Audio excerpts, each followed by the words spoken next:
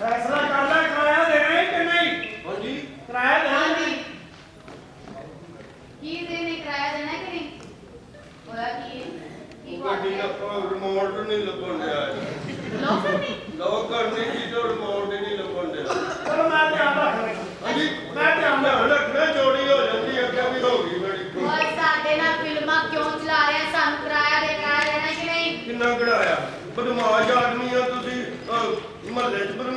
ਕਰੋ ਤੁਸੀਂ ਸੜਕਾਂ ਤੇ ਖਲੋ ਕੇ ਟ੍ਰੈਫਿਕ ਰੋਕਣੇ ਹੋ 36000 ਟ੍ਰੈਫਿਕ ਹੀ ਰੋਕੀ ਹੋਰ ਕੀ ਕੀਤਾ 36000 ਰੁਪਇਆ ਤੂੰ ਐ ਨਹੀਂ ਮੰਨਣਾ ਹੂੰ ਓਏ ਮਾਰਿਆ ਤੂੰ ਗੋਲੀ ਤੇ ਤੁਹਾਡਾ ਪਿਸਤੌਲ ਠੀਕ ਨਹੀਂ ਹੈਗਾ ਅਸੀਂ ਆਪਣੇ ਹੱਥ ਗੰਦੇ ਨਹੀਂ ਕਰਨਾ ਚਾਹੁੰਦੇ ਪਿਸਤੌਲ ਗੰਦਾ ਤੇ ਦੂਰ ਨੂੰ ਕੇ ਗੋਲੀ ਮਾਰੀ ਜੇ ਇੱਕ ਮੈਨੂੰ ਬੁਲਾ ਕੇ ਮੈਂ ਤਾਂ ਮਜ਼ਾਕ ਕੀਤਾ ਨਾ ਕੱਢਿਆ ਮੇਰੇ ਮਾਰਿਆ ਤੂੰ ਗੋਲੀ ਕਿਆ ਓਏ ਸਿੱਧਾ ਓਏ ਹਲਪੜ ਸਿੱਧਾ ਕਰ ਲਾ ਮੈਂ ਤੈਨੂੰ ਗੋਲੀ ਮਾਰਨੀ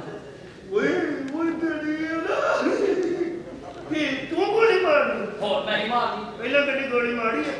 ਨਹੀਂ ਪਹਿਲੇ ਨਹੀਂ ਤੇ ਕਦੇ ਪੁੱਤਰ ਵੀ ਠੰਡ ਚ ਜੇ ਸਹੀ ਨਾ ਬੱਜੀ ਤੇ ਫੇਰ ਕੀ ਹੋਇਆ ਮੈਂ ਤਾਂ ਪੱਟੀਆਂ ਕਢਾਉਂਦਾ ਫਿਰਾਂਗਾ ਨਾ ਮੈਂ ਤੈਨੂੰ ਜ਼ਮੀਨ ਨਹੀਂ ਆਦੀ ਹੈ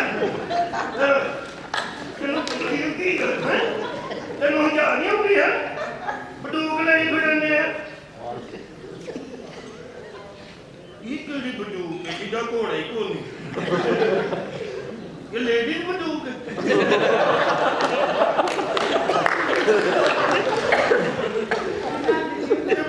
ਕਿਹੜੀ ਬੰਦੂਕ ਕਿੱਥੋਂ ਚੱਲਣੀ ਇਹ ਘੋੜੇ ਨਾਲ ਚੱਲਦੀ ਕਿ ਦਵਾਵਾਂ ਨਾਲ ਚੱਲਦੀ ਮਜ਼ਾਕ ਨਾ ਚੱਲ ਜਾਏਗੀ ਮੇਰੇ ਕੋਲ ਵੀ ਇੰਨਾ ਟਾਈਮ ਨਹੀਂ ਹੈਗਾ ਤੂੰ ਆਪਣੇ ਪਿਸਤੌਲ ਨਾਲ ਮੈਨੂੰ ਗੋਲੀ ਮਾਰ ਪਤਾ ਕੀ ਮੈਂ ਜਾਣਾ ਮੈਨੂੰ ਇੱਥੇ ਠੰਡ ਬੜੀ ਲੱਗਦੀ ਤੂੰ ਮਾਰ ਸਾਡੇ ਗਨਮਾਨ ਨਾਲ ਬਦਤਮੀਜ਼ੀ ਕੀਤੀ ਹੈ ਤੁਹਾਡਾ ਕਿਹੜਾ ਗੱਲ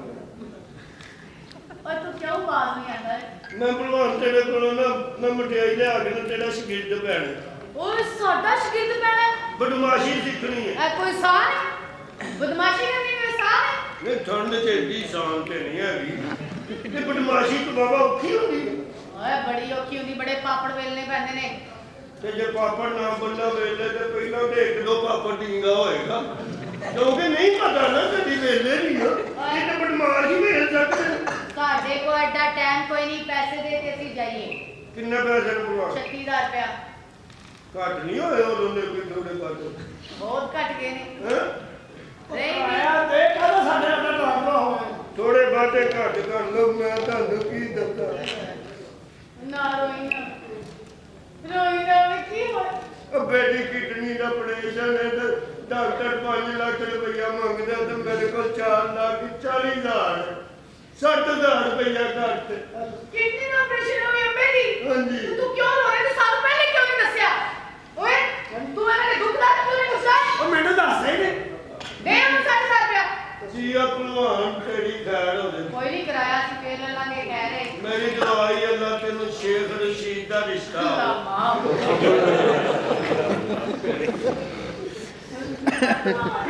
ਤੇਰੀ ਜ਼ਿੰਦਗੀ ਬਣ ਗਈ ਯਕੀਨ ਕਰ ਵੱਡੀ ਗੱਡੀ ਮਿਲੇਗੀ ਰੇਲਵੇ ਦੀ ਰੇਲਵੇ ਦਾ ਮਸ਼ੀਨ ਦੀ ਯਕੀਨ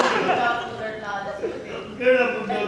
ਕੌਣ ਧੜਕੀ ਓਏ ਓ ਨਹੀਂ ਉਹ ਧੜਕੀ ਉਹ ਕਿਉਂ ਨਹੀਂ ਕਰਦੀ ਉਹ ਵੇਖ ਤੇ ਸਹੀ ਹਾਲੀ ਕੁਵਾੜਾ ਹੀ ਉਹਨੇ ਵਿਆਹ ਹੀ ਨਹੀਂ ਕਰਾਇਆ ਯਕੀਨ ਕਰੋ ਬੜਾ ਚੰਗਾ ਬੰਦਾ ਹੀ